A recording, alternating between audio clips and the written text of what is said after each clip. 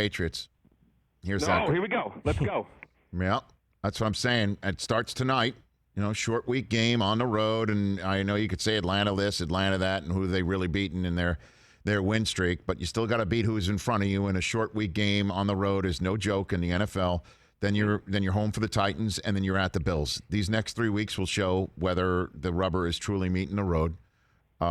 We've seen this movie before, Kyle. Mm-hmm. This movie has been shown before, and I know MJ10 is not TB12.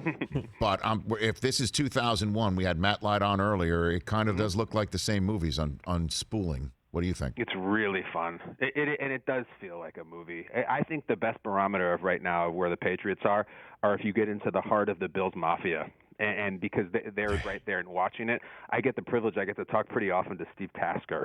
And I was talking to he and Chris Brown a few days ago that he works with, and they're going off. They're so sensitive and defensive, the Bills, about what's going on with the Patriots. And they're saying, oh, come on, everybody's hyping this Mac Jones, and they think the Patriots can do this. Come on, that's crazy. And I go, well, guys, you are a little nervous, right? And like, oh, we're terrified. We're absolutely terrified.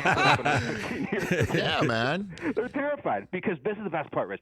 Let's say the Patriots do get in the playoffs, and let's say they win a playoff game and they lose in the divisional round. That's nothing. That's a drop in the bucket. If you are the Bills, if you are the AFC, 2021 is nothing. I'm thinking about the 2029 Patriots, the 2034 Patriots, head coached by Josh McDaniels, still with Mac Jones. They're attempting to do the back-to-back great quarterbacks. That's this year with small potatoes. It's the fact that maybe they have found someone. And guess what? That guy can't run fast. He can't do the no-look pass. He's not Kyler Murray. He just stands there and plays quarterback just like the guy before him. That's the real nightmare. Exactly. And it doesn't look like he's bothered by anything. No, nothing. Fine. Like he's not breaking a sweat, even though obviously what he's doing is highly, highly difficult. And, when toe meets ball on that Monday night, right, in week I guess that's 13. So in week Baker's dozen to wrap up Monday night, and it's Bills versus Patriots, and it's time. There will be a lot of butterflies in the Bills Mafia stomach because what if, like last year, you could say the Bills finally flipped the script, and I thought that was going to be the narrative coming in because which team doesn't have a stumble with a rookie quarterback? Well, the 2021 Patriots are showing that is not always the case.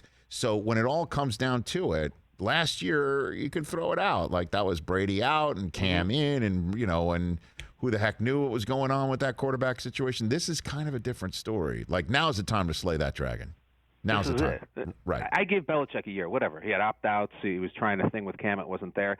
Handpicked the quarterback, handpicked the free agents. This has handprints all over it. And I remember when the Bills smoked the Patriots at the end of last year, there was this long embrace and exchange between Belichick and McDermott, and it really looked like Belichick is saying, it's passing the torch. Love you, classy guy, take it away.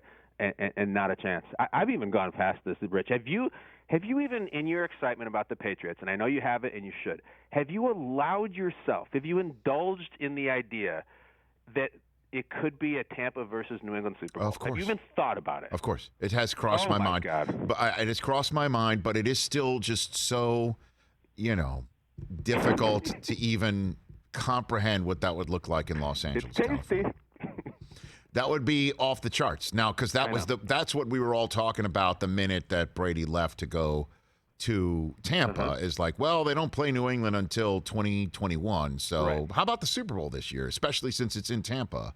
And we all know, certainly right around this time last year, as Brady was, who knew, getting ready to be boat raced by the Kansas City Chiefs in the first quarter of that game of Thanksgiving weekend. That was the Sunday of Thanksgiving. And Romo was like, I don't know, Jim, maybe they'll be playing each other on this field. And he was right, And so you can't discount it right now, man. I know, you can't. And I think that the Mac Jones thing, his most impressive game was a game that he lost. His most impressive game was against Brady. Right. He wasn't great. He didn't put up huge numbers. He didn't win. But he didn't. His pulse didn't bounce, and he outplayed Brady. That's all these young guys. All they care about is do they freak out? Do they lose their head? He didn't. That's the one I remember. It's not even any of this win streak. It's that one. And, oh, God, I'd sell my soul to have that replayed. Oh, God, that'd be good. Kyle, not only have I thought about it, but on Monday, you could have bet a Patriots-Bucks Super Bowl at 33-1. 33? Maybe I did. Okay. All right. As you know, as an NFL employee, I do not condone this behavior. As a matter of fact, I frown upon it, and I'm actually confused by it. I don't know what you mean by the future or something like that. I don't. Yeah, what's 33-1? That's going to be the final score? You can't score 1 point. Nicely done. Don't worry about it, guys. Drinks on me that week. Nicely done. Don't worry. He's just prepared in his own house with Sarah Tiano rooting for the Falcons tonight. Yeah. And him. It's like, is this a separate television situation? Oh no, she knows what's going to happen. Oh God. Hey, you watched all the way to the end. Thanks for that. Watch more right here.